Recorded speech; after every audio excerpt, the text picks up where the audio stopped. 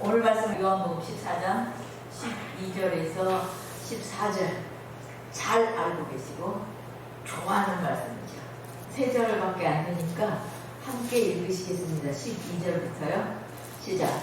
내가 진실로 진실로 너희에게 이르노니 나를 믿는 자는 내가 하는 일을 그도 할 것이요 또한 그보다 큰 일도 하리니 이는 내가 아버지께로 감이라.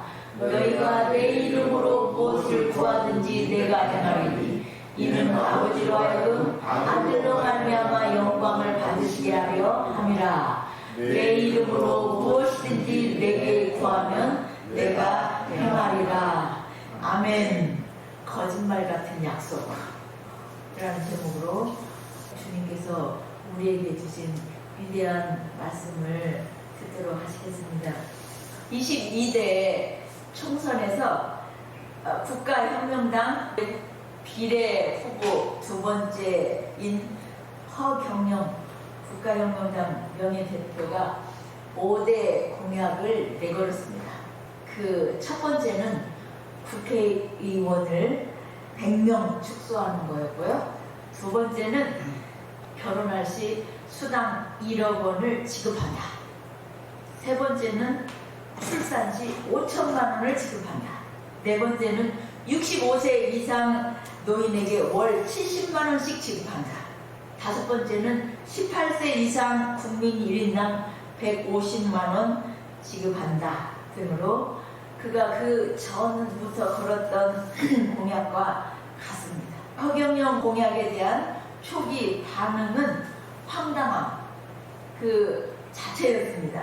그렇지만 출산 장려금 등은 정부와 지자체 그리고 여러 정당에서 따라서 하고 있어서 지금은 허경영은 선지자였다라고 이야기를 합니다.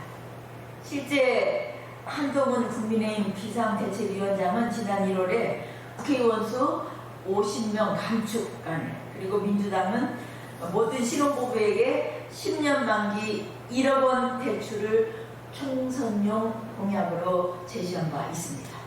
이는 허경영 국가혁명당 공약과 대단히 유사합니다. 처음에 허경영 공약이 황당하다고 한 이유는 약속을 실현할 가능성이 없어 보였기 때문입니다.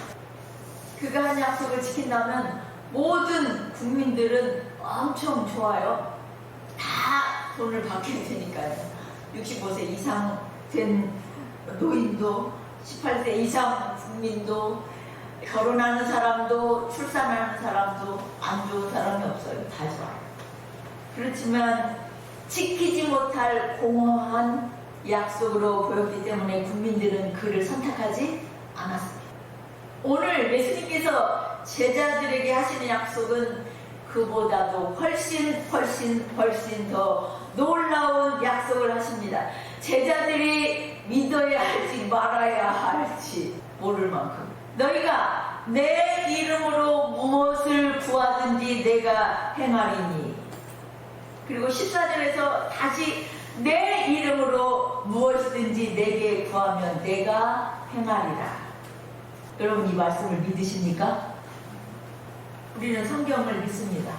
그리고 이 말씀도 믿습니다. 성경을 처음 읽는 사람이라면 거짓말 같은 이 약속으로 놀라고 또 놀랄 것입니다. 내 이름으로 무엇이든지 구하면 내가 행하리라. 이런 말씀? 근데 저는 처음으로 그 구절을 언제 읽었는지 기억도 없어요. 그래서 얼마나 놀라웠는지 생각도 안 나요. 놀란 것 같지도 않아요. 이 약속의 말씀보다 더 확실한 약속이 어디에 있습니까? 어떤 약속이 이보다 더 귀하고 더 큽니까? 어떤 종교에 어떤 신이 이렇게 말한 적이 있습니까? 예수께서 이 말씀을 하신 것은 예수님의 지상 생애 중 가장 엄숙한 순간에 가장 믿고 따르던 제자들에게 하신 것입니다. 죽음과 순환의 전야에 하신 작별 메시지입니다. 제자들이 얼마나 놀라웠을까요? 얼마나 어리둥절했을까요? 자신들의 귀를 의심했을 것 같습니다. 지금까지 예수님께서 행하셨던 능력을 보면 너무나 놀랍고 놀라웠어요. 그런데 마지막 주시는 이 마지막 약속의 말씀은 더 놀라운 거예요. 왜요? 자신들이 예수님처럼, 아니 그보다 더 큰 능력을 행할 거라고 말씀하시는 거예요. 그리고 무엇이든지 구하면 내가 행하리라. 야, 이 말씀은, 이 약속의 말씀은 천지의 주제이신 하나님의 아들로서 약속하시는 말씀입니다. 너무나 놀라운 거죠. 주님께서는 이걸 얼마나 믿기 어려운 약속이었는지 또 약속하시고 또 약속하세요. 또 반복하세요. 15장 10절에서도 무엇이든지 구하면 이루리라 라는 약속을 또 하세요. 15장에서. 그리고 16장에서 또 말씀하십니다. 요한복음 16장 23절에서 24절 말씀입니다. 함께 읽으시겠습니다. 그날에는 너희가 아무것도 내게 묻지 아니하리라. 내가 진실로 진실로 너희에게 이르노니 너희가 무엇이든지 아버지께 구하는 것을 내 이름으로 주시리라. 지금까지는 너희가 내 이름으로 아무것도 구하지 아니하였으나 구하라. 그리하면 받으리니 너희 기쁨이 충만하리라. 누가 이런 약속을 할 수 있습니까? 어떤 인간이 이런 약속을 할 수 있습니까? 어떤 신이 이런 약속을 할 수 있습니까? 주님의 이름에 명예를 걸었습니다. 계속 내 이름으로 구하면 내가 실행하리니 내 이름으로 주시리라. 인간에게 주신 가장 놀라운 약속입니다. 허경영의 그 공약, 비교도 안 되는 놀라운 약속이에요, 이건. 그런데 더 놀라운 게 뭐냐? 예수님을 믿는 그리스도인들도 예수님의 이름으로 이렇게 믿고 구하는 자가 많지 않다는 점입니다. 이 말씀을 읽고 깊이 묵상하십니까? 주님의 이 말씀을 믿는다면 어떻게 간절하게 구하지 않을 수 있습니까? 이 말씀이 정말 믿어진다면 주님의 말씀이 진실하지 않은 것 같아서입니까? 주님의 능력을 의심하기 때문입니까? 나를 택하심을 불신하십니까? 허경영 씨 약속은 예수님의 약속에 비하면 그렇게 허황된 게 아니에요. 돈 주는 게 뭐가 그렇게 어려워요. 돈 나눠주는 게. 그리고 이 코로나 때 실제로 다 나눠줬잖아요. 집집마다. 그게 뭐 그렇게 어렵냐고요.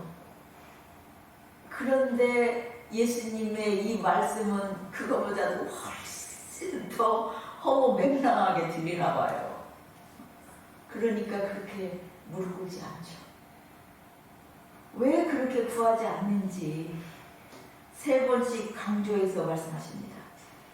주님은 높은 권능의 보좌 위에서 우리의 구하는 것들에 응답해 주시려고 기다리십니다.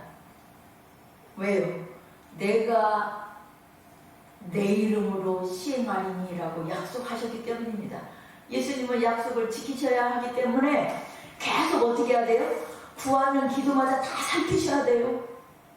구하는 기도마다 예수님께서는 모든 정성을 다 들여서 그 기도에 응답하셔야 되니까. 얼마나 주고 싶으신지, 얼마나 아낌없이 주고 싶으신지 예수님께서는 내 이름으로 시행하여요. 예수님께서는 우리의 기도를 들어주실 능력과 권세가 있습니다. 이 말씀을 한 자리에는 제자들이 함께 있었습니다. 그 자리에 베드로도 있었습니다. 예수께서 고난을 받으시고 부활하시고 승천하신 후 이 약속은 곧 이루어지기 시작했습니다. 성령의 충만함을 입고 베드로와 제자들은 달라졌습니다. 베드로가 죽은 자에게 명령합니다. 사도행전 9장 40절에서 41절 말씀입니다. 함께 읽으시겠습니다. 베드로가 사람을 다 내보내고 무릎을 꿇고 기도하고 돌이켜 시체를 향하여 이르되 다비다야 일어나라 하니 그가 눈을 떠 베드로를 보고 일어나 앉는지라. 베드로가 손을 내밀어 일으키고 성도들과 과부들을 불러들여 그가 살아난 것을 예수님께서 나사로를 불러내시는 것과 비슷한 장면입니다. 이것은 그러면 성경에만 있는 이야기입니까? 제자들은 예수님 말씀을 직접 들었기 때문에 제자들만 할 수 있는 일입니까? 아닙니다. 윤석전 목사님의 간증을 제가 들은 적이 있습니다. 목사님이 어렸을 때 목사님의 어머니가 제사를 지내지 않는다는 것과 주일날 일하지 않는다는 것 때문에 목사님 아버지가 때려서 2번을 실신했습니다. 목사님이 국민학교 4학년 때 학교에 갔다가 집에 오니 집안이 너무 조용했습니다. 마루로 올라가서 방문을 열려고 하니까 안에서 잠겨 있었습니다. 창호지 문을 구멍을 뚫고 들여다봤습니다. 그랬더니 어머니가 방구석 천장에 목이 매달려 있었습니다. 마당에서 절구를 가져다가 방문을 때려 부수고 방에 들어갔습니다. 그랬더니 아버지가 아랫목에서 어머니의 죽은 모습을 바라보며 담배를 피우고 있었습니다. 동생과 함께 방에 들어가자 아버지는 나가셨고 윤석전 목사님과 동생은 방바닥에 이불을 두껍게 펴고 어머니 목에 있는 끈을 풀자 어머니가 철퍼덕 바닥에 떨어졌습니다. 어머니의 몸이 차디 찼습니다. 이때부터 목사님은 예수님께 따지기 시작했습니다. 예수님은 죽어서 냄새나는 나사로를 깨우셨잖아요. 믿으면 영광을 보리라고 하셨잖아요. 우리 어머니를 깨워주세요. 나는 깨울 수 없지만 예수님 깨워주세요.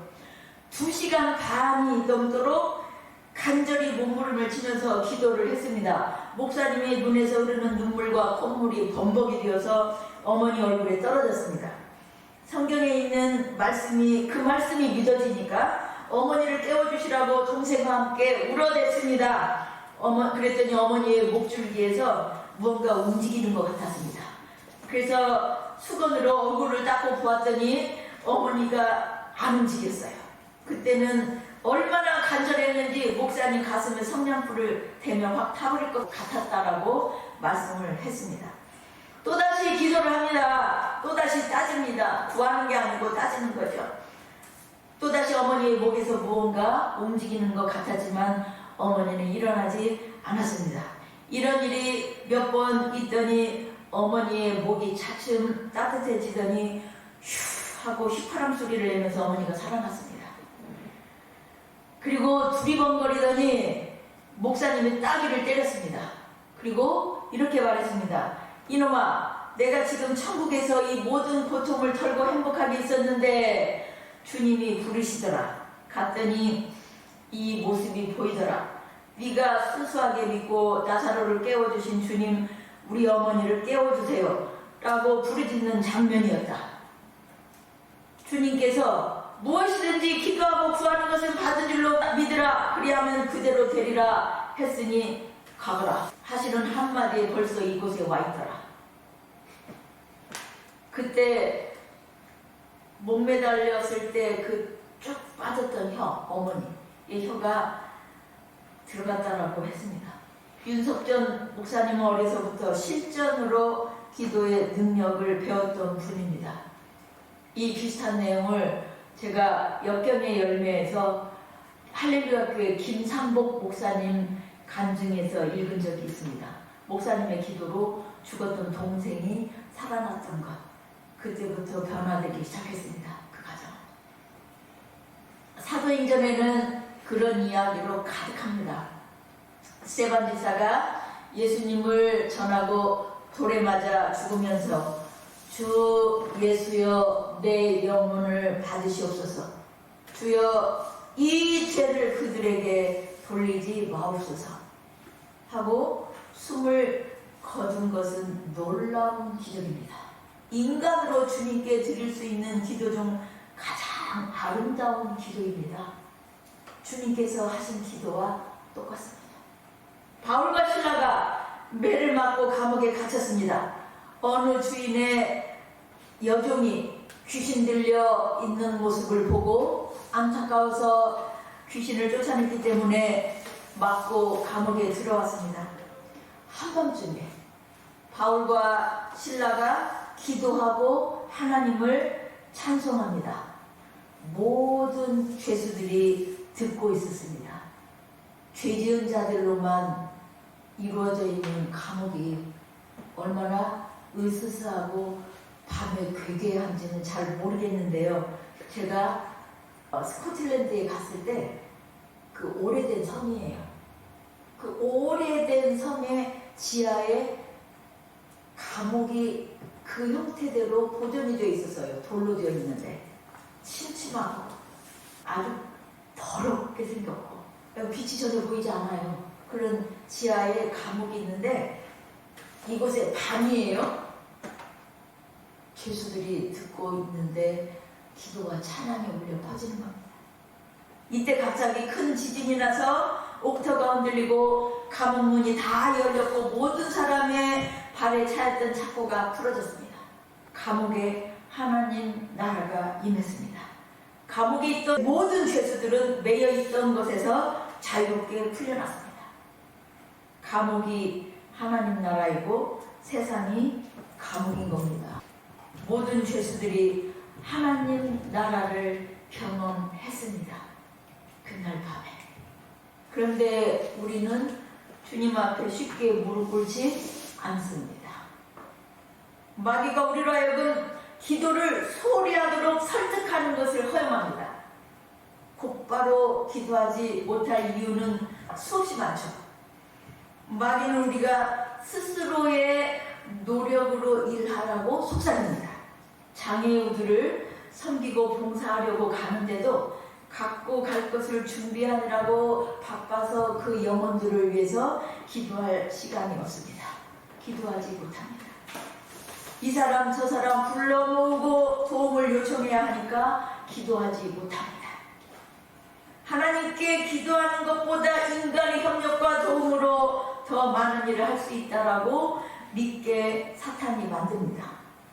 내가 할 수 있는 일이 많아서 주님의 약속이자 명령에 거의 관심을 두지 않게 됩니다. 처음 하와에게 다가와 선악을 알게 하는 나무의 열매를 따먹어도 죽지 않아 라고 미혹했던 마귀가 이제는 예수님의 음성을 듣고 살아난 사람들이 예수님을 의지하지 못하도록 우는 사자처럼 달려듭니다. 하나님을 의지하지 말고 네 명철을 의지하라고 계속 유튜브와 TV 스피커에 확성기를 떼고 말합니다. 우리는 아침부터 저녁까지 그리스도를 위해 일할 수 있습니다. 성경 공부에 장시간을 바칠 수도 있습니다. 전도와 대인관계를 유지하기 위해서 열정을 다할 수도 있습니다. 그러나 깊은 기도가 없이는 진정한 효력이 없습니다. 하루에 몇 분 기도하십니까? 10분 정도요? 얼마나 간절하게 기도하십니까? 얼마나 믿고 기도하십니까? 기도한 내용을 금방 잊어버릴 정도로 영혼 없이요? 제가 그랬습니다. 지금도 그런 경험을 합니다.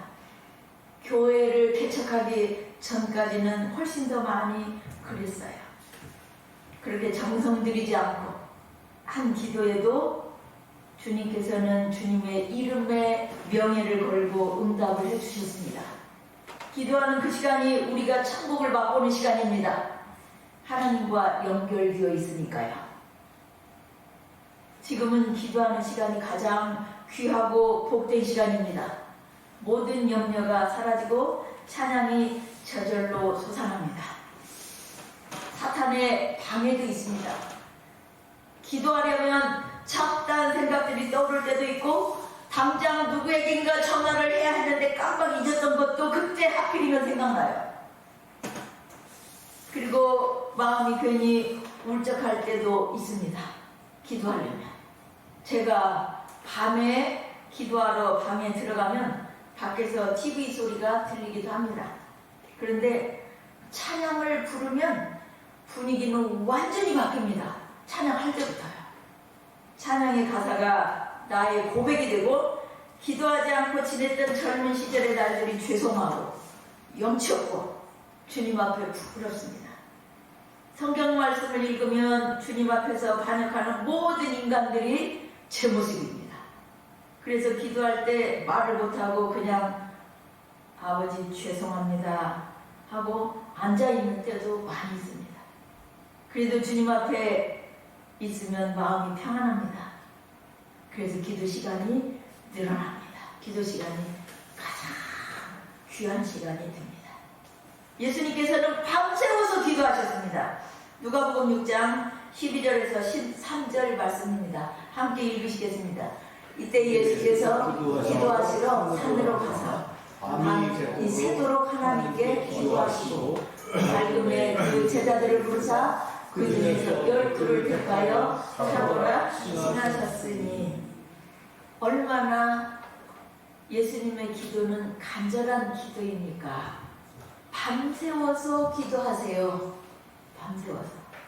그리고 12명. 이 세상을 변화시킬 제자 12명을 결정하셨습니다. 그리고 십자가의 고난을 받으시고 제자들을 떠나시기 전에 내 이름으로 무엇이든지 구하라 그리하면 받으리니 너희 기쁨이 충만하리라 라고 말씀하십니다. 그 밤새워서 기도하시고 선택하신 뽑아내신 12 제자에게 마지막 하시는 약속의 말씀이에요. 무엇이든지 내 이름으로 구하라. 무엇이든지 내 이름으로. 예수님의 이름이 얼마나 강력한 능력과 권세가 있는지 예수님의 이름의 명예를 보시는 거예요. 여러분의 믿음이 얼마나 강한지보다 예수님의 이름으로 하는 그 예수님의 이름이 권세가 있는 거예요. 여러분 믿으면 허경영 말도 안 믿는다니까. 그래서 안 뽑았다니까. 예수님 말씀이 믿어지겠냐고요. 그런데 그렇게 제가 믿음 없이 기도할 때도 그 기도를 예수님의 이름 때문에 들어주셨어요. 예수님의 이름 때문에. 예수님의 명예를 걸고 하신 약속이니까. 약속이니까. 한 사람이 세상에 미치는 영향력은 그 웅변으로, 그 열정으로, 그의 교리로, 그의 힘으로 측정되지 못합니다. 오직 그의 기도로 측정됩니다. 하나님께 적게 기도하는 것은 하나님을 위해 적게 봉사하는 것이다 라고 무릎으로 사는 그리스도인이라는 책에 기록된 걸 읽은 적이 있습니다. 주님께서 내 이름으로 무엇이든지 내게 구하면 내가 행하리라 라는 말씀은 무한한 것을 약속해 주신 것입니다. 무엇이든지 무한한 것을 약속해 주신 거예요. 무한한 것. 하나님께서는 하늘의 지혜와 지식의 모든 보화를 그리스도 예수 안에 감추어 놓으셨습니다. 예수님께서는 얼마나 그것들을 우리에게 주시기 원하시는지 계속 내 이름으로 구하라 라고 말씀하십니다. 얼마나 신나는 일입니까? 얼마나 신나냐고요. 허경영이 약속한 것만 지켜도 신나는 일인데 그거 코로나 때 다 받아봐도 소용 있어요 없어요? 그거 다 어디다 썼는지 그냥 기억도 없어요. 그냥 물 붓듯이 부어주어도 더 가치없이 막 쓸 거예요 아마. 하나님께서 우리에게 주시고자 하시는 것은 하늘의 신령한 보화들이에요. 얼마나 신나는 일입니까? 그런데 부르짖지 않는다면 주님께 무례한 일이고 주님의 이 말씀을 무시하는 것이고 믿지 않는 거예요. 여러분이 세상 살기가 힘들고 짜증납니까? 왜 그래요? 주님께 구하지 않고 모든 것 다 내가 하려고 하기 때문이에요. 내가 하려고 하니까 힘들죠. 내가 하려고 하니까 뜻대로 안 돼서 짜증나죠. 기도로 구하고 주님께서 주신 것들로 인해 우리는 주님을 더 알아가고 주님과 더 친밀해지고 그것으로 인한 기쁨은 더 커집니다.